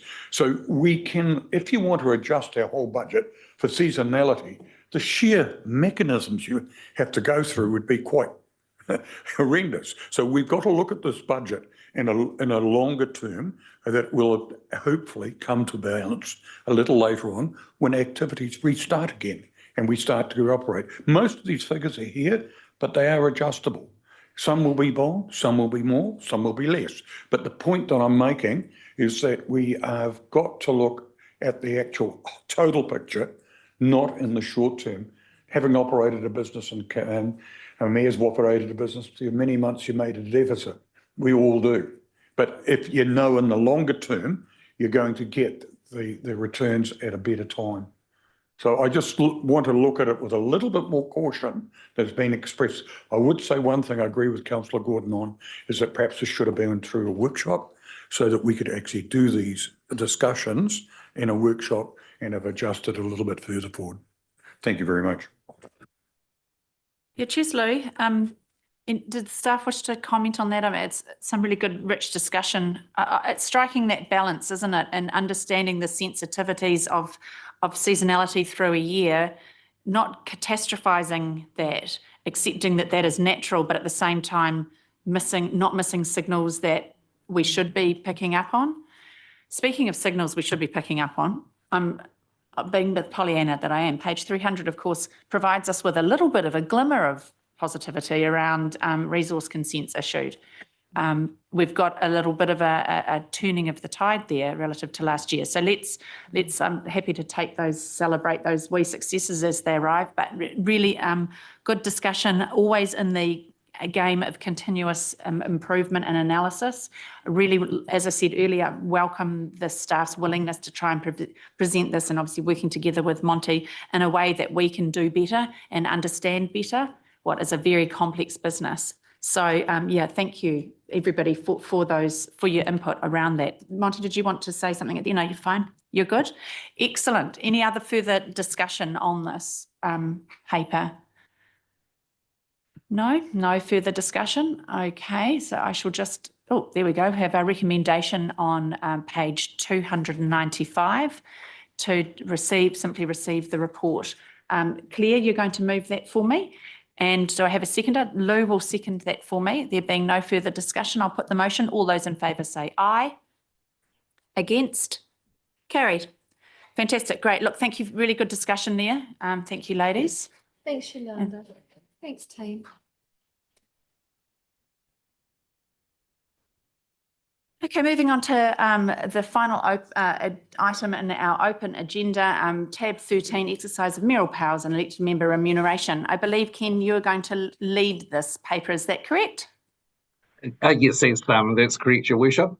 So so look, the paper is before you, and essentially what this report follows is Mayor Susan exercising her mayoral powers in regard to some changes to committee chair and deputy chair responsibilities. Those changes are all set out in Appendix 1, which is attached to the report. And that memo from the Mayor also outlines her reasoning for the changes. So look, just want to say first up, the recommendation at the front of this report, page 308, in regard to the exercise of those mayoral powers, all that we are seeking from the meeting today is that the Mayor's memorandum is received. Because she does have the ability to make those changes. Then what the focus of the staff report is, the focus is then on the remuneration implications of this. Because quite clearly, if we change the responsibilities, the remuneration must follow. And look, that is a process that is pretty tightly regulated by the Remuneration Authority. There is a prescribed process for them making their determination of what the remuneration levels should be. So look, the starting point of that is a resolution of council in regard to how they want the remuneration to land. That then goes through to the Remuneration Authority. They will approve that. And if they, and assuming they approve that, then it goes on into the, I guess, the central government machine to be drafting up drafting up an actual determination order, which is set by a gazette notice. So look, it is a fairly intensive process. Look, we at the staff level have worked very, very closely with the Remuneration Authority. They are aware that this is coming to them, and they are making provision to push this through that process as quickly as they can. However, the first step is really today in terms of you looking at the remuneration levels and agreeing those. Now, what we've done in that respect is we've at the staff level, we've just thought, let's keep this simple. So we have, and the report is quite clear about this. We are suggesting that the proposed ratios of the remuneration for additional responsibility, we are proposing that those remain exactly the same as they are in the current model. So that is all set out on page 309. You can see the oh no, sorry, it's not 309. Sorry, my apologies for that. It is set out on. Oh, sorry. Yes, no, sorry, it is. So essentially it is. So 309. We're actually, in regard to all of those percentages, we're setting them at exactly the same place that they were last year. So therefore, a councillor who is appointed to a community board, the ratio was 1.2. We keep that at 1.2. In regard to the deputy mayor, the ratio was 1.4. We keep that at that. A committee chair is 1.3, etc. Where a councillor has multiple areas of additional responsibility, those are added together, and you end up with the same proportion. So look, we were looking to keep it simple in that regard. Actually, sorry, my reference point there really should have been the bottom of page 310, where we set those out quite clearly what the ratios were. So we are bringing those same ratios through into the new model and recommending that. Okay, so look, there will be a little bit of a delay. So even though we've talked to the Rem Authority, and they're very conscious of this. They've indicated that they'll move it through as quickly as possible. There will be a bit of a delay. We are required under legislation to keep paying under the old model until the new determination comes through. But obviously best endeavours for that to come through as quickly as possible, and then there will be a wash up of that, so that any overpayment is recovered or any underpayment is obviously fixed up. Okay, so I think that's really all I need to say. Like I say, the focus here is on the remuneration implications and making sure that that council is comfortable and able to pass a resolution today that can then go through to the Rem Authority. Yeah, thank you for that, Ken. Good summary of the paper. Obviously, Monty and Andrew, I don't know which way round we want to go here. Andrew? Oh, Monty? Monty. Thanks, Ken.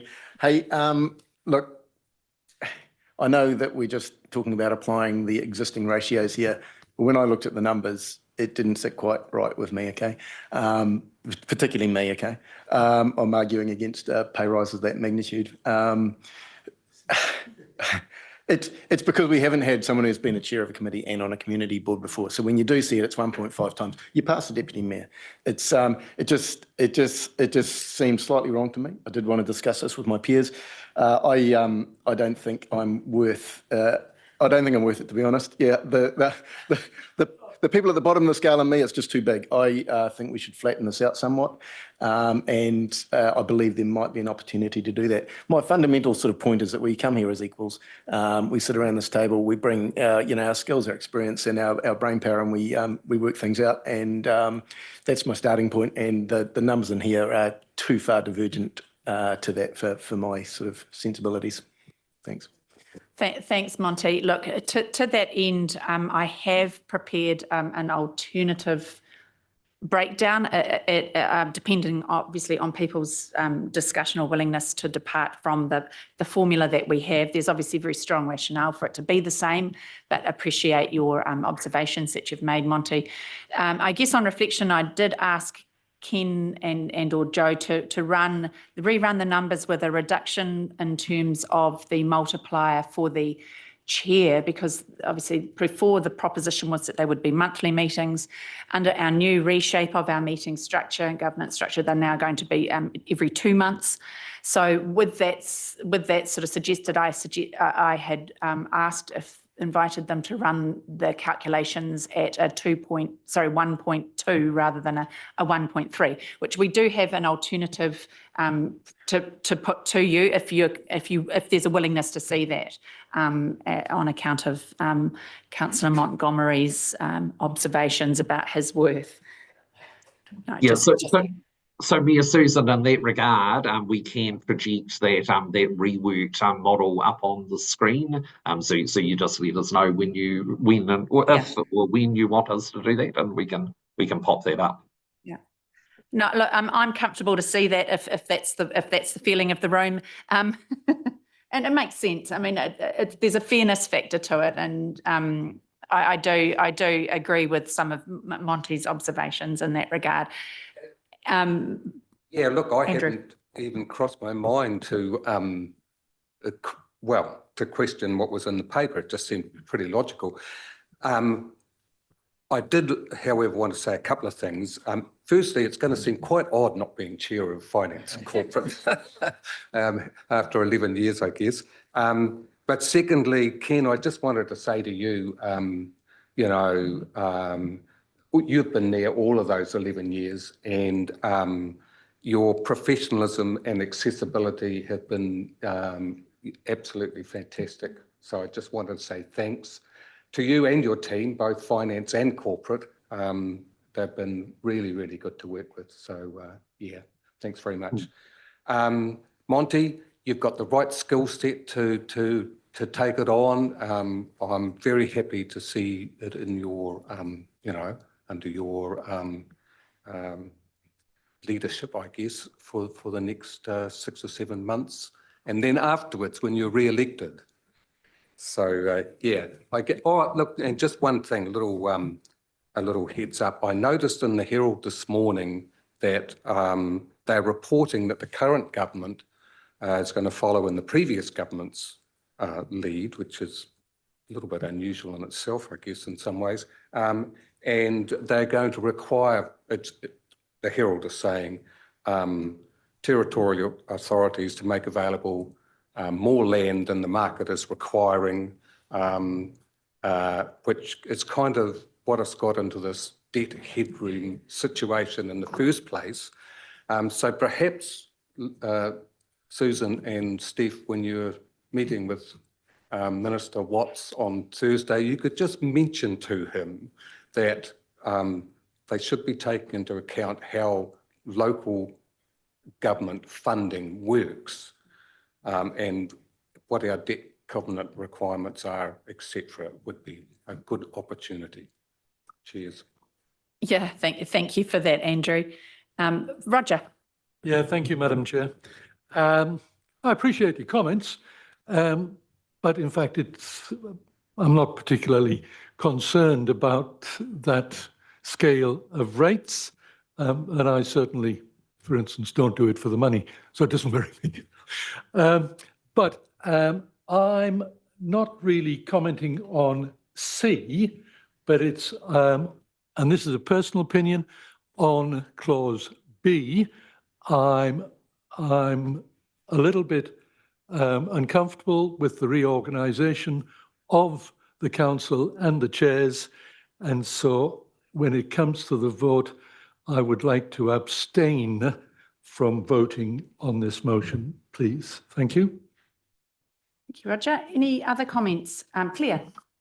Yeah, it's just on the remuneration, I suppose, ratios and that. Yeah, I appreciate, yeah, how you see things, Monty, and I'm not saying I disagree with it. I suppose what I wanted to have a discussion on is whether the change to longer meeting cycles is actually going to change the workload of chairs, because I'm not sure it would in a way, because a lot of the stuff that I get drawn into as a chair now are actually, like those other governance groups that I'm on, because I'm the chair of service delivery, or because I've been appointed to other committees out, like the regional council one or something. Yeah, so I guess it might reduce a little bit, but I think it's probably not going to make much difference at all to me. That's all. I don't know if the other people have given any consideration to that. So I thought that might be a reason why we could just stick to the original one, but I don't know what the proposal for the changes and how much difference it would make. That's all. But I just think, I think of the time that I get sort of, I suppose it's the things that I'm getting involved in simply because I'm a chair. It's not necessarily because of the meeting that I particularly am chair of. Yeah, good points. It's hard because there's never a perfect way to calculate it. There's never perfection. So look, how about is there any other adamant opinions here? In the absence of that, I'll put the proposed, or the alternative, if you like, to the current division as it appears in your paper. So you kind of have a bit, it's not earth-shattering, but there is a certain level of smoothing, I guess. The band, the difference from the top to bottom is much, much smaller. It's even, more even, should I say. Can everybody read that? They probably can't. Yeah, so Susan, so the two, I mean, the only two ratios that change here are the second and the third lines, which will drop by 0.1. Okay, so so the committee chair and the councillor appointed to the community board, which of course is Mike Montgomery. That drops from 1.5 down to 1.4, reflecting the the 0.1 on the committee chair. And then the next one down, which actually is Councillor Claire St. Pierre, so that drops from 1.35 to 1.25. However, because so those two diminish obviously, but the only other thing then is that obviously gives us some dollars, because in that 564,653 in the bottom corner, that doesn't change. So what does change is the proposed councillor base remuneration. That has increased from the 41,672 up to 42,296. Okay, so that's that has increased, and that essentially pushes everyone else up by that amount, including those two who have had the diminishment on the chair space. Yeah, whatever. Dale-Marie, thanks for that, Ken. Tēnā tātou. I'm just going to just say it on the screen. I'm looking at the remuneration there, and just so that the general public know, because I know that a lot of the Māori hapori know, the councillor that does hold the iwi portfolio, her ward is the entire district and not just one ward. So I know there's lagoimas going on around the iwi space at the moment. So just to make that very clear to the general public, a reminder that your Māori ward has to cover the entire district and not just a lovely little ward out at the wards. Kia ora tātou. And added further, Dale-Marie, arguably beyond, when you think about the diaspora of iwi and hapa groupings from our region, from our district. So sorry, just Claire and then Lou and then Mark. Is there another principle that our existing pay rates wouldn't reduce through this? Because I can't check it. I'm sure I'm paid more than $52,000 at the moment. That's all. Yeah, but I don't know what it is, but I'm not that comfortable. It just looks wrong to me. Yeah, that I'm pretty sure I'm paid more than that. And so I don't really want to accept something that's going to give me a pay reduction. Okay. Or you can. Yeah, so look, I don't believe that would be the case, Councillor St Pierre, because your responsibilities have remained the same. Well, actually, sorry, they possibly have as a result of the chair thing dropping from 1.3 to 1.2. That would possibly have reduced your remuneration. But essentially, essentially there is more of the pool available as a result of the changes, the initial changes. Yes, you're right, Claire. Yeah, I think you're 51 something. 56. How about I move on to, we'll come back to that, Claire. We'll come back to you, Lou and then Marcus. Yeah, all I want recorded in an open forum was the fact that I don't do this for remuneration. We're here to represent people. The remuneration is only a small retainer to just help us do this job. But the reality is that we don't do this for remuneration. And I want that recorded as say, because I think most of us would actually refer to that. It's just part of what we're doing, but we don't do it for remuneration. If we did, we'd probably be looking at corporate jobs. Thanks, Lou. There's a certain level of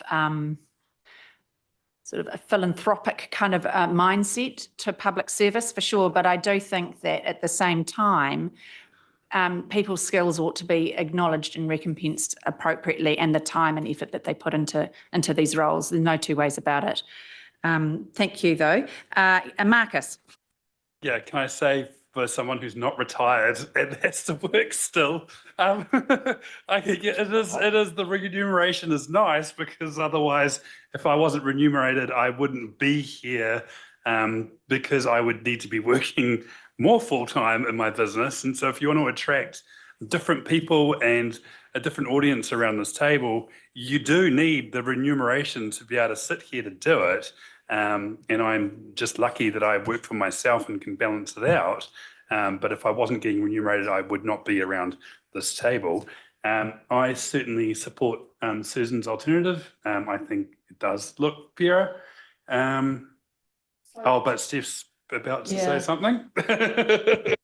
Sorry, and I think, yeah, I would just talk with the comments about broader REM too. I think it is important, and I think local government wants to try and attract a broad church of people to be representative of their communities, and remuneration is important.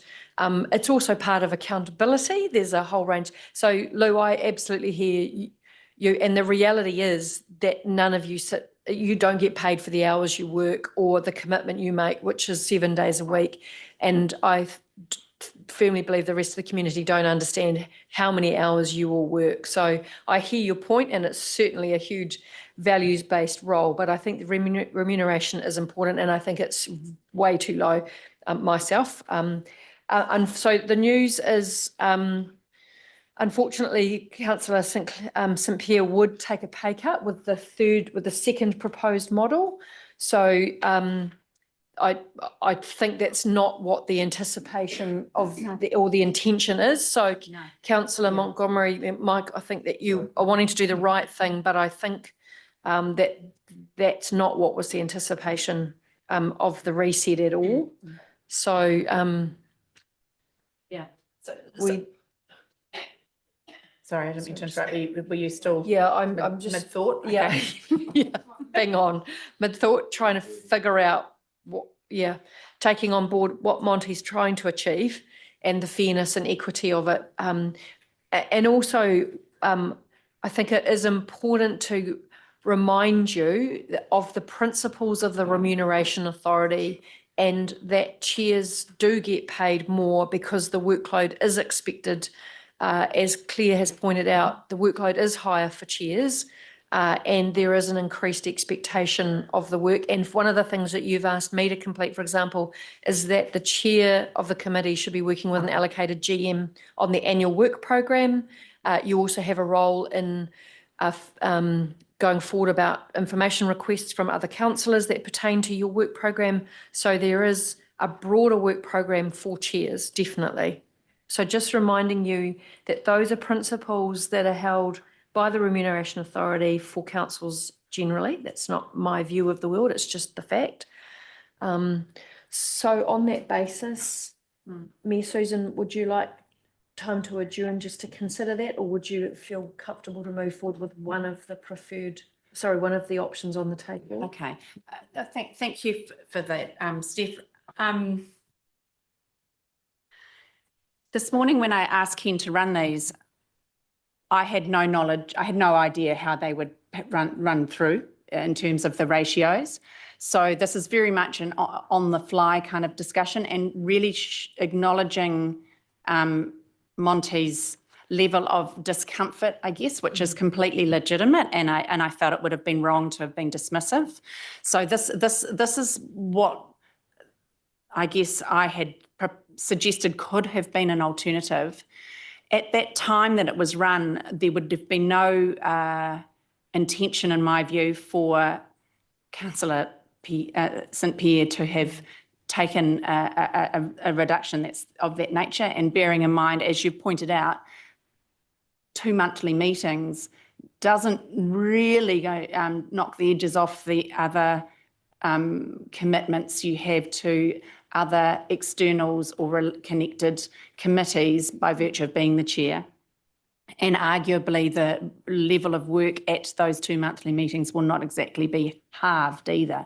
So I guess with that reflection and the discussion we've had around the table, I don't really, whilst having sympathy for Councillor Montgomery's perspective, and I do have a desire for it to be flatter, I don't have the desire for it to be flatter to the point that it prejudices the role, the remuneration that you currently receive and deservedly receive, Claire. So it wouldn't be my intention to advance this as a proposition at the moment, unless there was an overwhelming support around this table to do so.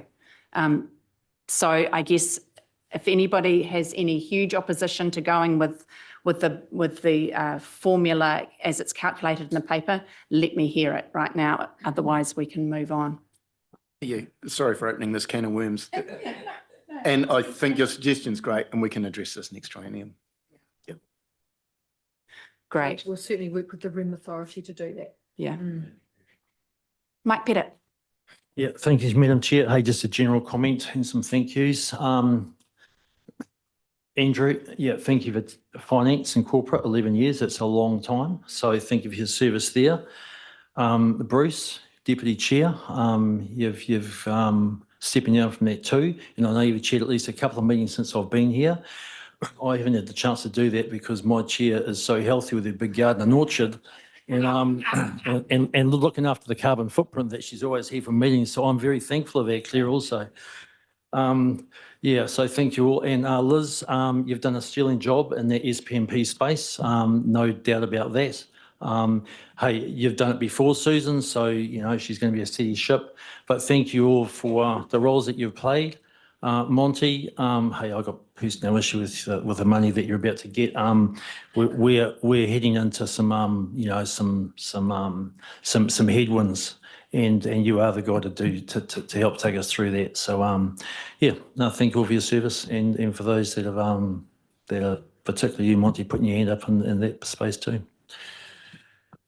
Yeah, look, I couldn't have said it better. I think it's sort of encapsulated in that memo, my thinking, and certainly underscoring again with Claire, I never intended for there to be a position where you were disadvantaged. It was just almost a thinking on the fly, a response to Monty's question. So, is there anybody around this table, barring Roger's obvious comments, that has a difficulty with that?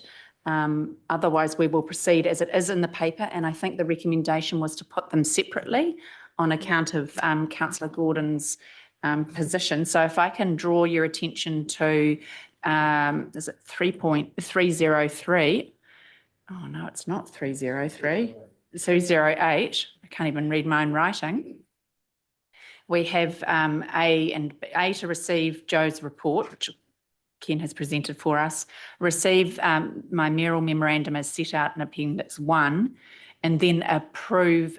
So we'll do those two. No, Steve wants to abstain from B. Okay, so we'll do A and C together, or just want to do them separately? Okay, let's do them separately then. Governance telling me that we do them separately. So I'll put the motion, sorry, who's going to move that we receive Joe's report? Bruce will move that. Who wants to second that for me? Marcus? I'll put the motion then that we receive Joe's report. All those in favour say aye. Aye. Against? Carried. B, receive the mayoral memorandum appearing at Appendix 1. I'm happy to move that from the chair, although that might be awkward. Lou, you'll move that for me. And do I have a seconder? Andrew will second that. I'll put the motion. All those in favour say aye. Aye. Against? You'll abstain. Okay. No against, but one abstention. And did you wish to be recorded? Yes.